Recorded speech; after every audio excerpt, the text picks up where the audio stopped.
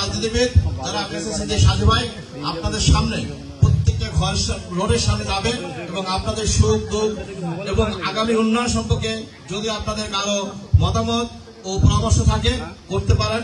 এই জন্য কারো কোনো বাধাবদ্ধকতা নাই, নিয়ম নীতি নাই। আপনারা এই হাত জাগাবেন, আমরা আপনাদের সামনে মাইক নিয়ে যাবেন।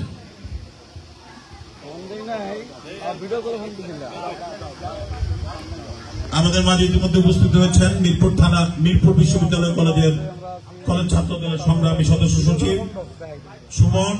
আমাদের মাঝে উপস্থিত আছেন 52 ওয়ার্ড স্বেচ্ছাসেবক দলের সংগ্রামী আহ্বায়ক জনাব মোহাম্মদ রাজীব আহমেদ রাজ। উপস্থিত আছেন 7 নং ওয়ার্ড বিএনপির কোষাধ্যক্ষ জনাব মিজান। উপস্থিত আছেন মিরপুর বিশ্ববিদ্যালয় কলেজের ছাত্র দল নেতা জুয়েল সহ নেতৃবৃন্দ, ইতিমধ্যে যুগ্ম আহ্বায়ক সহ নেতৃবৃন্দ আমাদের মাঝে উপস্থিত।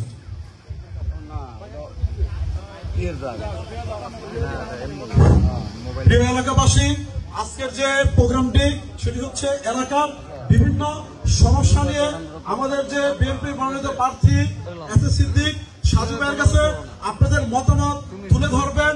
আপনার যে কোনো বিষয়ে কথা বলতে পারবেন, সাজু ভাই সেটি নোট করে রাখবে এবং সেটি সমস্যা সমাধান করার চেষ্টা করবে। আপনাদের এখানে কে বলতে চাচ্ছেন? আমি নাম বলবো, কে বলতে চাচ্ছেন? দুলাল ভাই আপনি বলবেন? ঠিক আছে, আপনি বলেন।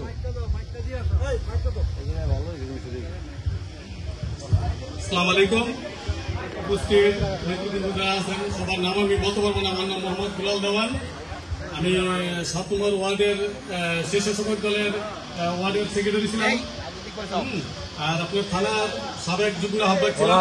আমার একটা দাবি হলো সরাসরি সাজু ভাইয়ের কাছে আগামী দিনে যেটা আমরা চাই